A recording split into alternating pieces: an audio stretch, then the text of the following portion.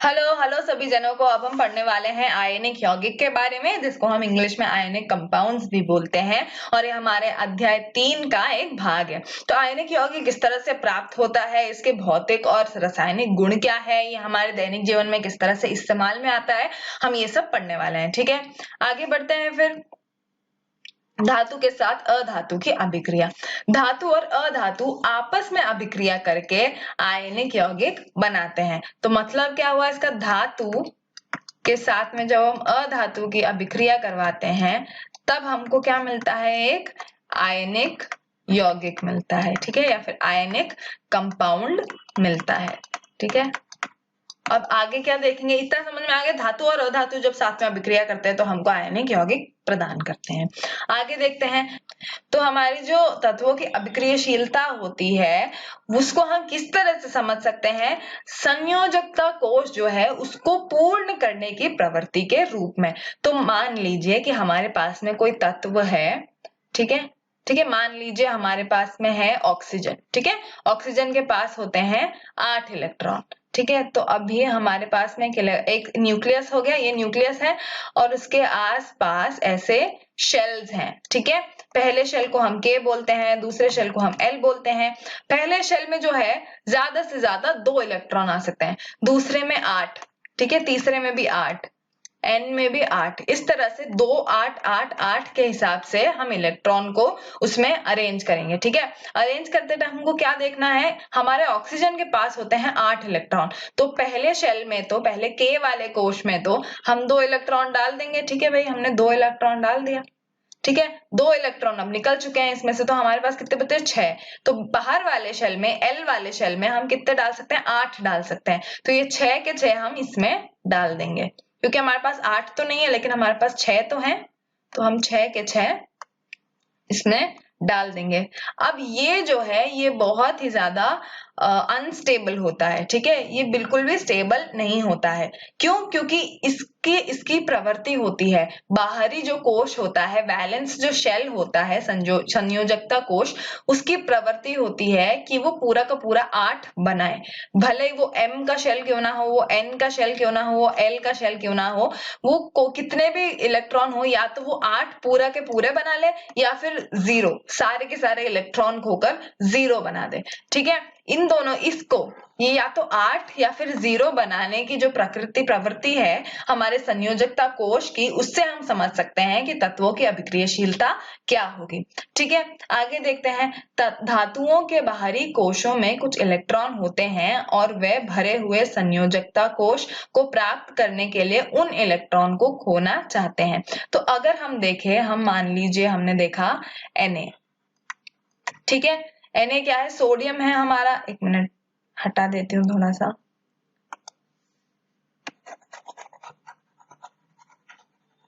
Na हमारा sodium है और उसका एटॉमिक जो नंबर है वो होता है 11 या फिर 11। ठीक है, 11 अगर उसका एटॉमिक नंबर है तो इसके इलेक्ट्रॉन्स कितने होंगे भाई, उसके इलेक्ट्रॉन्स भी होंगे 11। ठीक है, तो अगर हम Na देखें, किसी धातु को देखें, ठीक है, तो उसको हम 2 8 और 1 में संबोधित कर सकते हैं। क्यों? क्योंकि ये आ जाएगा हमारे K शेल में, K शेल में 2 ही आ सकते हैं, है ना। ये आ जाएगा हमारे L शेल में, इसमें तो 8 आ सकते हैं, तो 8 के 8 हमने पूरे भर दिए। और ये आ जाएगा हमारे M शेल में, उसमें वैसे तो 8 आ सकते हैं लेकिन हमारे पास 8 है ही नहीं, तो जो भी बचा हुआ है वो हम M शेल में डाल देंगे। तो हमको किस तरह से दिखेगा, ये अगर न्यूक्लियस है एक, है ना, तो इसके आसपास ऐसे शेल्स बने हुए हैं, कोश बने हुए हैं। तो पहले कोश में 2 है ना, 2 है भाई। दूसरे कोश में 8 है, 2 3 4 5 6 7 8 है ना। और तीसरे में 1 ही है। तो अभी क्या है, ये बहुत ही ज्यादा अभिक्रियाशील है, बहुत ही रिएक्टिव, बहुत ही अनस्टेबल है।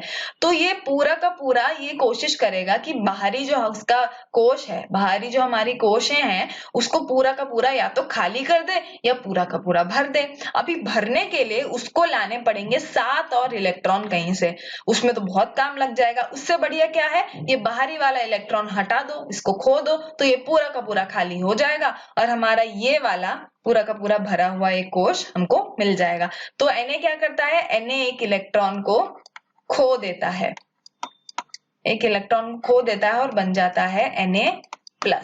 क्यों? क्योंकि 11 अगर हमारे पास में प्रोटॉन्स हैं और 11 हमारे पास में इलेक्ट्रॉन्स हैं और एक इलेक्ट्रॉन अगर निकल गया तो ज्यादा किसका शक्ति होगा, पॉजिटिव वाले का होगा ना, तो इसलिए वो Na+ बन जाता है।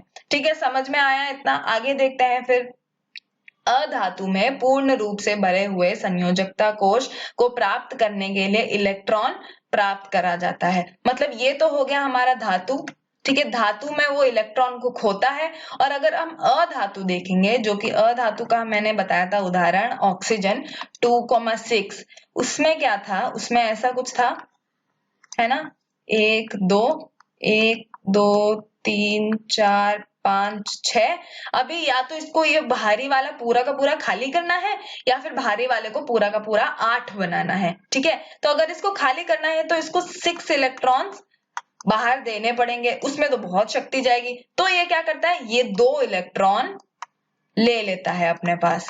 ठीक है, 2 इलेक्ट्रॉन अगर ये ले लेगा तो यहाँ पे 2 इलेक्ट्रॉन आके बैठ जाएंगे और ये पूरा का पूरा 8 बन जाएगा।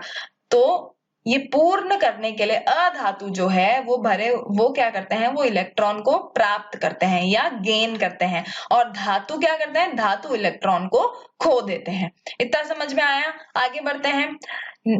नतीजतन धातुएं इलेक्ट्रॉनों को खो देती है और धनायन या फिर कैटायंस बनाती है। धनायन या कैटायंस मतलब पॉजिटिव चार्ज उनमें आ जाता है। ठीक है, प्लस यहाँ पे लिख देते हैं, पॉजिटिव चार्ज उनमें आ जाता है, पॉजिटिव आवेश उनमें आ जाता है, बनाती है, जो एक आयनिक बंधन में अधातुओं से आयनों के साथ जुड़ते हैं। मतलब अगर हमारे धातु ने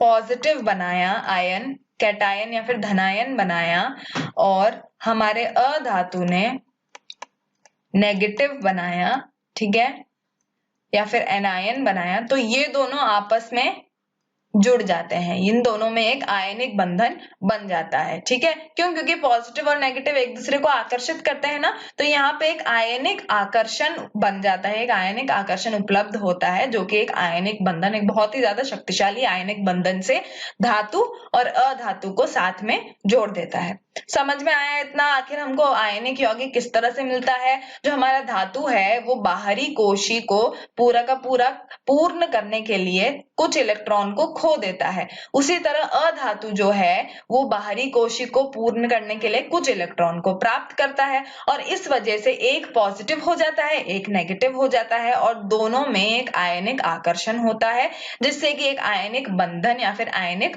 बॉन्ड बनता है, और दोनों साथ में जुड़ जाते हैं। दोनों साथ में जुड़कर क्या बनाते हैं? आयनिक यौगिक।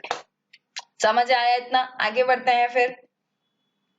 आयनिक बंधन बनाने के लिए इलेक्ट्रॉन का लाभ तथा हानि। अभी मैंने बताया कि किस तरह से इलेक्ट्रॉन जो है वो खो देता है हमारा धातु पूर्ण करने के लिए बाहरी कोशी, और जो हमारा अधातु है वो इलेक्ट्रॉन प्राप्त कर लेता है पूर्ण करने के लिए बाहरी कोशी। तो आयनिक बंधन किस तरह से बनता है उसके कुछ उदाहरण हम देखते हैं। ठीक है, सोडियम परमाणु के बाहरतम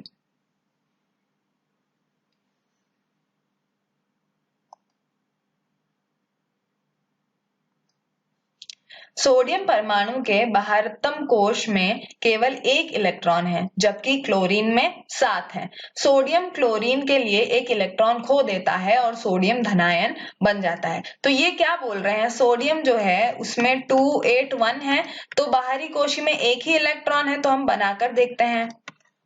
ठीक है, ऐसे हमने बना लिया, यहाँ पे 2, यहाँ पर 8, ठीक है, और बाहर 1।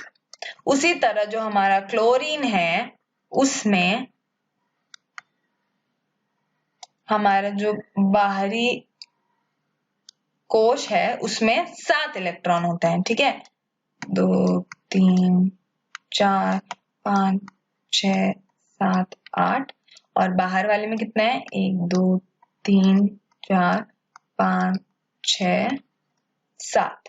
ठीक है, तो अभी ये 7 है और ये 1 है, तो Na क्या करता है, सोडियम क्या करता है, अपना एक इलेक्ट्रॉन जाकर क्लोरीन को दे देता है।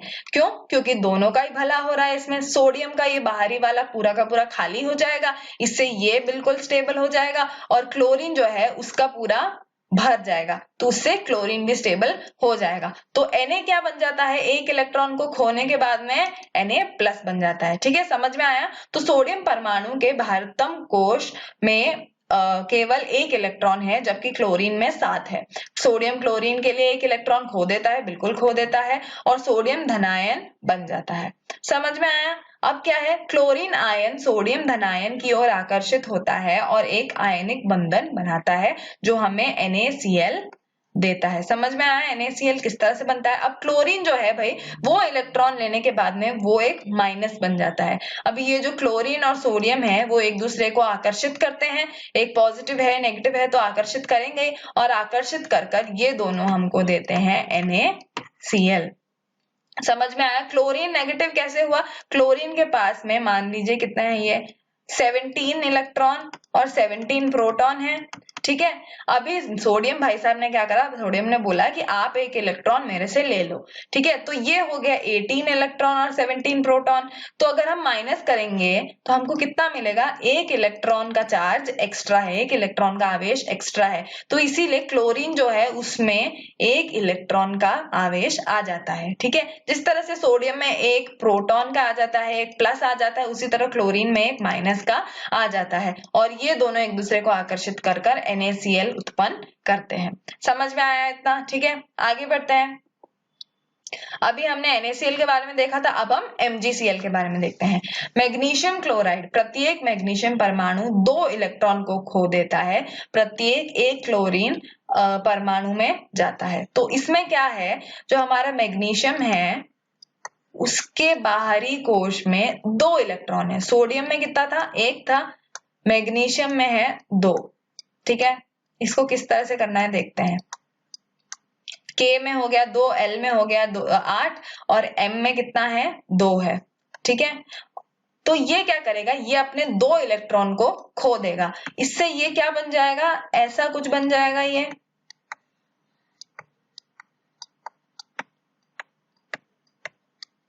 8 बाहरी में अब 8 हो गए, क्योंकि ये वाला शेल में तो कुछ है ही नहीं, तो इसको क्यों ही लेंगे, क्यों, क्योंकि इसने 2 इलेक्ट्रॉन खो दिए, यहाँ पे 2 इलेक्ट्रॉन अलग से बाहर आ गए। अब ये 2 इलेक्ट्रॉन क्या करते हैं, ये 2 इलेक्ट्रॉन एक एक क्लोरीन में जाकर जुड़ जाते हैं। क्यों? क्योंकि क्लोरीन के बाहरी में तो 7 है, उसमें अगर एक इलेक्ट्रॉन जुड़ गया तो 2 8 8 हो जाएंगे। तो ये क्या करता है, एक एक इलेक्ट्रॉन एक एक क्लोरीन के पास में जाकर जुड़ जाता है। देखिए Mg का एक इलेक्ट्रॉन आएगा और क्लोरीन के साथ में जुड़ जाएगा, और यहाँ का ये इलेक्ट्रॉन आएगा और ये क्लोरीन के साथ में आकर जुड़ जाएगा, इसीलिए हमको मिलता है MgCl2। ठीक है, क्यों? क्योंकि 2 क्लोरीन को Mg ने अपना इलेक्ट्रॉन दिया। ठीक है, और Mg क्या है, 2+ हो जाता है। Mg के 2+ को न्यूट्रल, ठीक है, उदासीन करने के लिए क्या लेना पड़ता है, हमको 2Cl- देना पड़ता है, 2Cl- देना पड़ता है Mg को, ताकि वो MgCl2 बनाए और एक आयनिक यौगिक बना पाए। ठीक है, समझ में आया? आगे क्या है, ये अष्टक नियम के उदाहरण है, जहां तत्व स्थिरता के लिए अपने सबसे बाहरी कोश में 8 इलेक्ट्रॉन प्राप्त करने का प्रयास करता है। तो जैसे मैंने बताया था कि हर बार क्या करता है एक तत्व, अपने बाहरी कोश में स्टेबिलिटी या फिर स्थिरता लाने के लिए या तो पूरा का पूरा उसको खाली करने की कोशिश करता है, या पूरा का पूरा उसको भरने की कोशिश करता है। उससे हमको देखने को मिलता है कि आखिर वो कैटायन बनाएगा या फिर एनायन बनाएगा। ठीक है, धनायन बनाएगा या ऋणायन बनाएगा, इससे हमको ये पता पड़ता है। ठीक है, तो धातु जो है वो इलेक्ट्रॉन खो देते हैं अपने बाहरी वाले में 8 इलेक्ट्रॉन पाने के लिए। ठीक है, मतलब खो देते हैं ताकि उसका सबसे बाहर वाला खाली हो जाए और उसको हमको देखना ही ना पड़े। तो सबसे बाहरी वाला फिर क्या बन जाता है, हमारा M वाला बन जाता है। ठीक है, समझ में आया कि क्या बोल रही हूँ मैं? ऑक्टेट या फिर अष्टक नियम के हिसाब से जो भी तत्व है वो अपने बाहरी कोश में हर बार एक 8 लाने का कोशिश करते हैं, 8 इलेक्ट्रॉन को साथ में प्राप्त करने का प्रयास करते हैं। ठीक है, तो इसीलिए Mg जो है वो 2 इलेक्ट्रॉन अपने छोड़ता है ताकि उसका बाहरी वाला जो कोश है वो पूरा का पूरा खाली हो जाए और उसके अंदर वाले में जिसमें 8 इलेक्ट्रॉन है वो बाहरी वाले की जगह ले ले। ठीक है, इससे इसका बाहरी वाला कोश कौन सा हो गया, उसमें 8 इलेक्ट्रॉन हो गए। उसी तरह क्लोरीन जो है उसमें 7 इलेक्ट्रॉन थे बाहरी वाले में, उसने Mg से 1 इलेक्ट्रॉन लिया और बाहरी वाले को 8 बना दिया। ये क्या है, ये है अष्टक नियम या फिर ऑक्टेट रूल जिसको हम इंग्लिश में बोलते हैं। समझ में आ गया? आगे बढ़ते हैं फिर कुछ तत्वों के लिए इलेक्ट्रॉनिक विन्यास या फिर इलेक्ट्रॉनिक कॉन्फ़िगरेशन की इलेक्ट्रॉन कौन से कोश में कितने हैं ये बताने के लिए। तो नियॉन जो है, नियॉन में तो ये याद रखिए कि इसमें 2 ही हो सकते हैं, इसमें 8 आ सकते हैं, इसमें भी 8 आ सकते हैं और इसमें भी 8 आ सकते हैं। ठीक है, इन सब में अगर 8 हो तो फिर ये जो हमारा तत्व है बहुत ही ज्यादा स्थिर हो जाएगा। तो देखिए नियॉन जो है उसके अंदर वाले में 2 है और बाहर वाले में 8 है, तो ये बहुत ही ज्यादा एक स्थिर तत्व है। क्यों? क्योंकि इसके बाहरी वाले में पहले से ही 8 है ना, तो इसको ना ही इलेक्ट्रॉन लेने की जरूरत है ना ही इलेक्ट्रॉन देने की जरूरत है, तो ये तो वैसे ही स्थिर है। सोडियम में देखिए सबसे बाहरी वाले में 1 है तो ये इलेक्ट्रॉन को खो देगा, है ना, और इसको बाहरी वाला कोश बना देगा, ये बन जाएगा हमारा बाहरी वाला कोश। क्यों? क्योंकि इसमें तो ये तो फिर 0 हो जाएगा तो सबसे बाहर ये बचेगा और इसमें अब 8 है तो ये सबसे ज्यादा स्थिर हो गया, तो ये सोडियम जो है वो बना देगा अपना Na+। उसी तरह मैग्नीशियम हमारा बना देगा Mg2+ और एल्यूमिनियम हमारा बना देगा Al3+। ठीक है, अभी जो हमारा क्लोरीन है, क्लोरीन में बाहरी में 7 है तो ये क्या करेगा, ये 1 इलेक्ट्रॉन ले लेगा। ठीक है, ये इलेक्ट्रॉन ले लेगा तो इसका बाहरी वाले में 8 हो जाएंगे, +1 करके 8 हो जाएंगे इसके में, तो ये Cl जो है वो बन जाएगा Cl-। समझ में आया कि किस तरह से हमको अष्टक नियम देखना है और इलेक्ट्रॉनिक विन्यास किस तरह से बनता है। सबसे अंदर वाले में 2 इलेक्ट्रॉन डालेंगे, फिर 8 8 8 8 के क्रम में आप इलेक्ट्रॉन डाल सकते हैं। ठीक है, समझ में आया? आगे बढ़ते हैं फिर आयनिक यौगिकों के भौतिक गुण प्रयोग। तो भौतिक गुण क्या होते हैं, उनका गलनांक, वो विद्युत का संचालन करते हैं कि नहीं, ये सारे भौतिक गुण होते हैं। तो हमको क्या करने को बोला है, हमको बोला है कि कोई भी एक यौगिक ले लीजिए, कोई भी आयनिक यौगिक ले लीजिए, उसको एक स्पैचुला में ले लीजिए और उसको गर्म करिए। फिर हमको देखना है कि आखिर जो लौ है जिससे वो जलता है उसका रंग क्या होगा, उस रंग से हम बता सकते हैं कि कौन सा आयनिक यौगिक है और उसके भौतिक गुण किस तरह से हम पता कर सकते हैं। उसी तरह अगर हम कोई भी आयनिक यौगिक का विलयन बना दे और उसको एक विद्युत परिपथ में डाल दे और अगर बल्ब जलता है तो उससे हमको समझ में आता है कि आयनिक यौगिक एक विद्युत का संचालक है कि नहीं। उससे हमको क्या पता पड़ता है, उसके भौतिक गुण पता पड़ते हैं। तो हम अलग अलग यौगिक लेंगे, उसको या तो जलाएंगे स्पैचुला में डाल के, उससे रंग पता पड़ेगा, फिर हम उसको एक विद्युत परिपथ में डालेंगे। ये देखिए, ये विलयन में हमने 2 या एनायन और एनोड और कैथोड डाल दिए, उसमें बैटरी अटैच कर दी उसके साथ में और बल्ब लगा दिया। ठीक है, अब हम देखेंगे अगर बल्ब जलता है तो फिर मतलब ये संचालन करता है, अगर बल्ब नहीं जलता तो मतलब ये संचालन नहीं करता। इससे हमको ये सारे गुण समझ में आ जाएंगे। आपको ये चित्र से समझ आया? आगे देखते हैं इसके बाद में थ्योरी क्या है। आयनिक यौगिकों के उच्च गलनांक और क्वथनांक। तो हमारे जो आयनिक यौगिक हैं उसके जो गलनांक और क्वथनांक होते हैं, यानी कि मेल्टिंग पॉइंट या फिर बॉइलिंग पॉइंट। मेल्टिंग पॉइंट मतलब कौन से एक तापमान पर जाकर जो हमारे यौगिक है वो तरल बन जाएगा, ठीक है, वो लिक्विड बन जाएगा, वो पानी जैसा बन जाएगा, ठीक है, गलने लग जाएगा। ठीक है, और क्वथनांक क्या है, कौन से तापमान पर हमारा आयनिक यौगिक उबलने लग जाएगा, बॉइलिंग पॉइंट, उबलने लग जाएगा, तो वो है क्वथनांक और गलनांक। और आयनिक यौगिकों में वो बहुत ही ज्यादा उच्च होता है, बहुत ही ज्यादा अधिक तापमान देना पड़ता है हमको गलनांक और क्वथनांक के लिए। ठीक है, कि वो गल पाए तो उसके लिए भी बहुत ही ज्यादा अधिक हमको देना पड़ता है तापमान, और ताकि वो उबलने लग जाए उसके लिए भी हमको बहुत ही ज्यादा अधिक देना पड़ता है तापमान। ठीक है, यहाँ पे आपको दिख रहा होगा NaCl के लिए हमको कितना देना पड़ रहा है, 1074 केल्विन हमको तापमान देना पड़ता है कि NaCl गलना शुरू कर दे,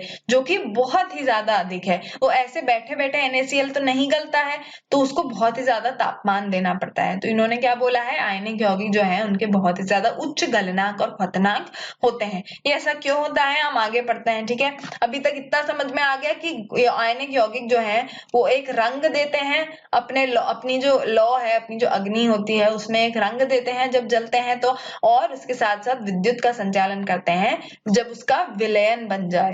जब यौगिक का विलयन हो तब वो विद्युत का संचालन करते हैं। उसके साथ साथ क्या हमको समझ में आया कि आयनिक यौगिक जो है उनका उच्च गलनांक या फिर और क्वथनांक होता है।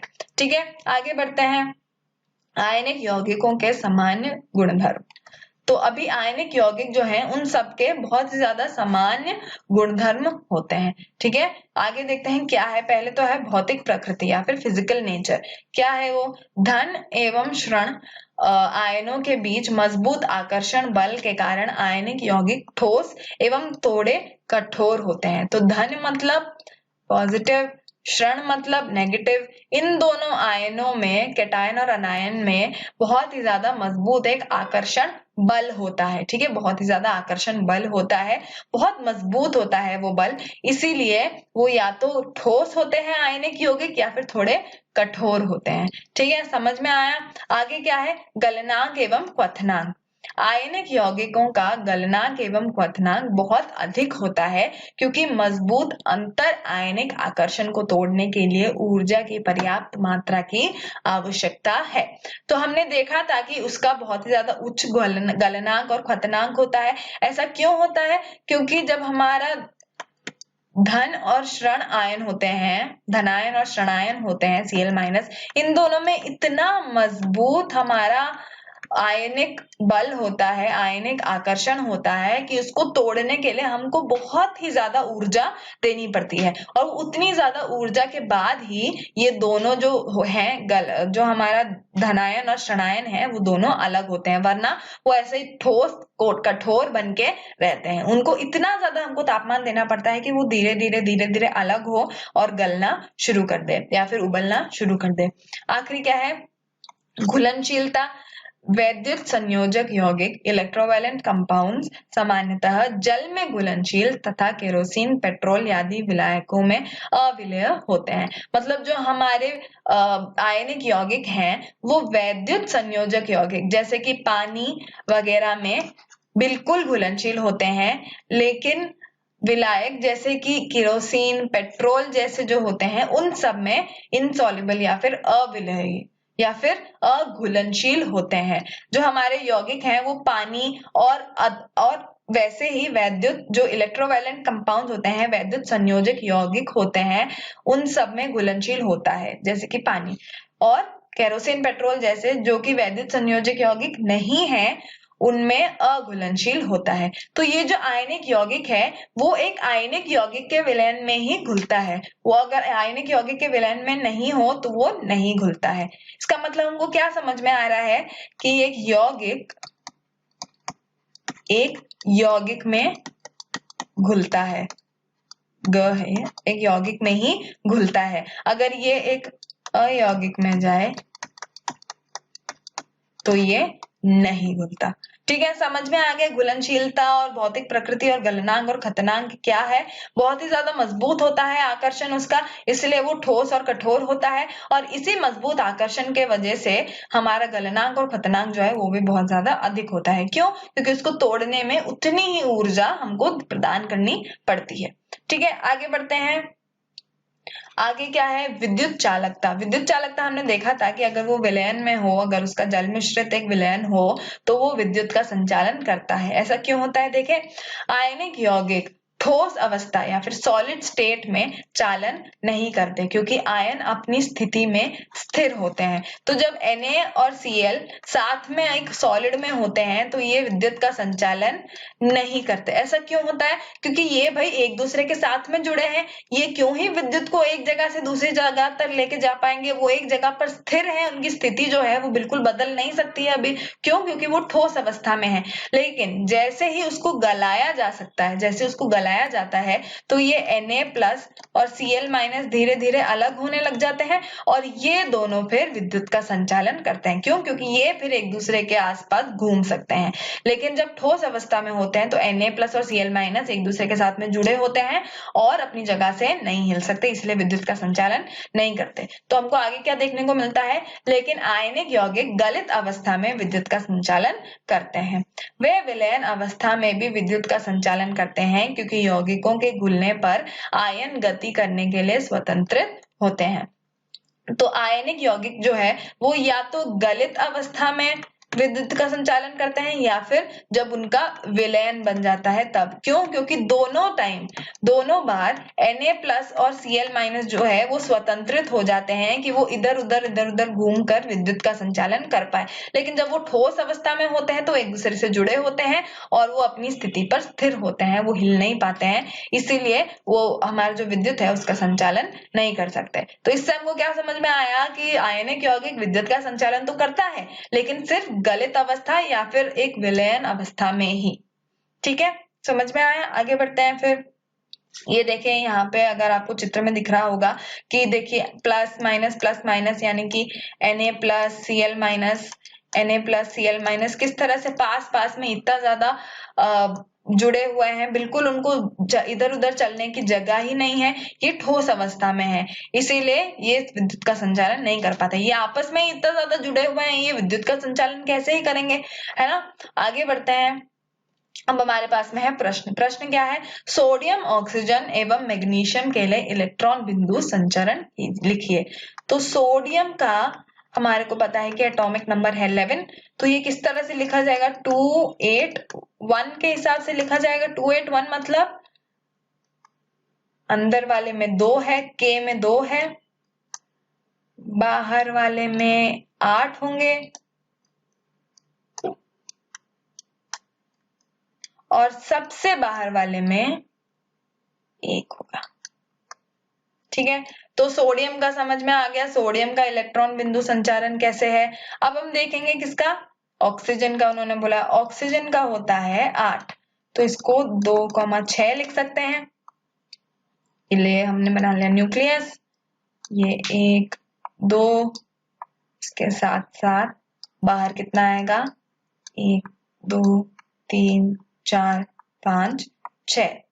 ऑक्सीजन का भी बन गया। अब हमको क्या बोला है? मैग्नीशियम का बोला है। मैग्नीशियम का होता है 12 एटॉमिक नंबर, तो ये क्या होगा? 2 8 और बाहर क्या होगा? 2। ठीक है, तो मैग्नीशियम होगा 1 2 3। ठीक है, सबसे अंदर वाले में तो 2, उससे बाहर वाले में 8,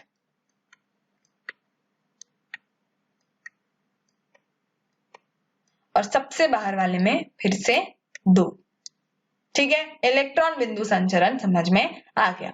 आगे क्या है? इलेक्ट्रॉनों के स्थानांतरण द्वारा Na2O तथा MgO का निर्माण दर्शाइए। तो इन्होंने क्या बोला है? Na2O और MgO का निर्माण बताना है। Na जो है भाई हमारा एक इलेक्ट्रॉन उसका बाहर है, देखिए हमको दिख रहा होगा ये इलेक्ट्रॉन बाहर है, और यहाँ पे भी Na का एक इलेक्ट्रॉन बाहर है। और ऑक्सीजन जो है उसके पास सबसे बाहर में 6 इलेक्ट्रॉन है, तो यहाँ पे हम 6 इलेक्ट्रॉन बना देते हैं।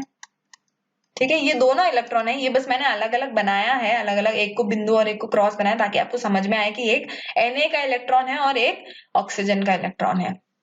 अब क्या होता है? अब ये जो Na है वो यहाँ पर ये अपने दोनों इलेक्ट्रॉन यहाँ पे देता है ताकि Na जो है वो तो भाई फ्री हो जाए और ऑक्सीजन जो है वो भी अपना बाहरी कोश पूर्ण कर पाए, बिल्कुल 8 बना पाए।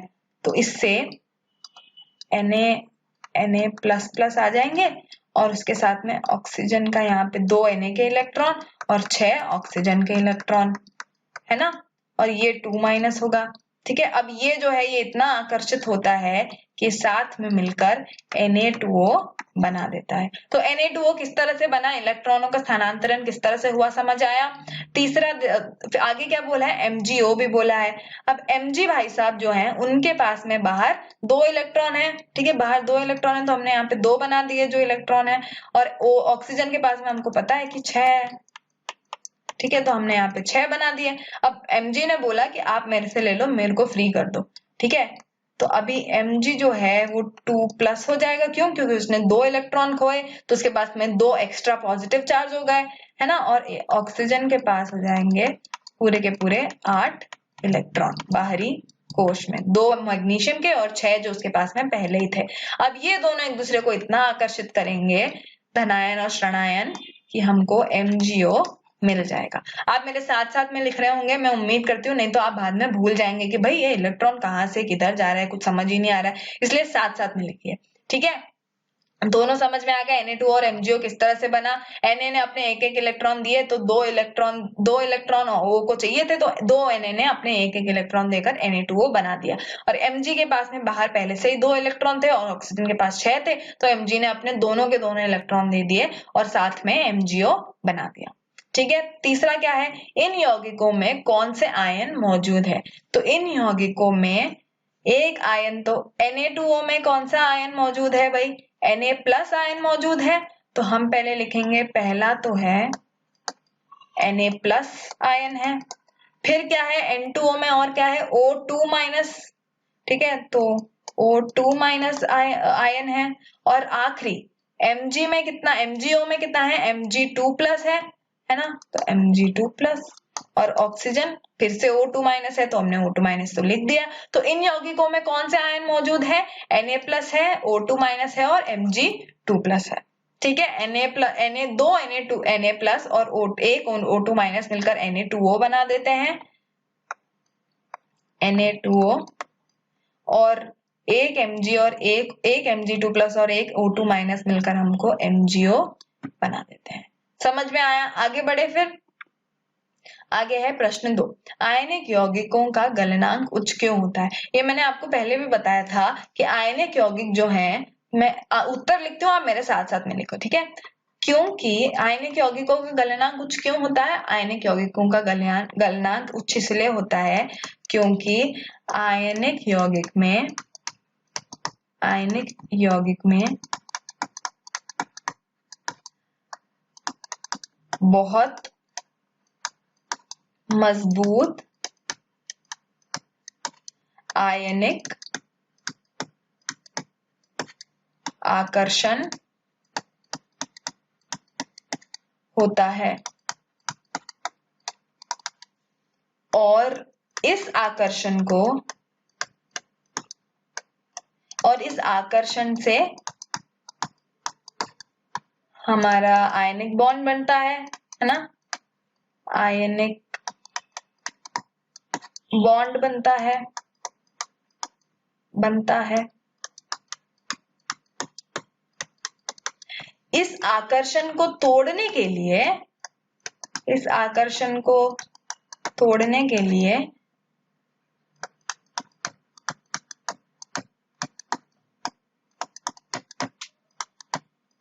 उपयुक्त अधिक मात्रा में ऊर्जा प्रदान करनी पड़ती है,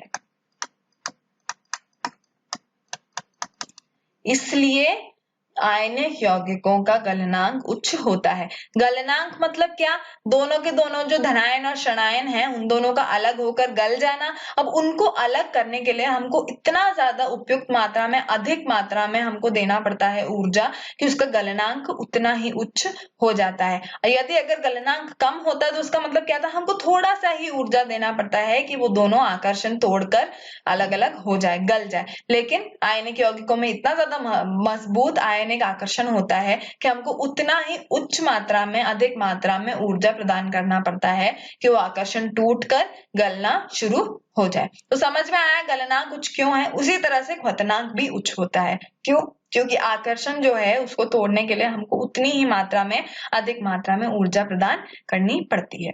मैं उम्मीद करती हूँ ये सेशन आपको समझ में आ गया होगा। ये बहुत ही छोटा सा एक लेसन था आयनिक यौगिकों के बारे में। अब आगे के सेशंस में हम और भी बातों के बारे में बात करेंगे और भी चीजों के बारे में डिस्कस करेंगे। तब तक के लिए आप ये सब कुछ अभी तक जो पढ़ा है वो रिवाइज कर लीजिए और स्टडी रूम के साथ में जुड़े रहिए। धन्यवाद।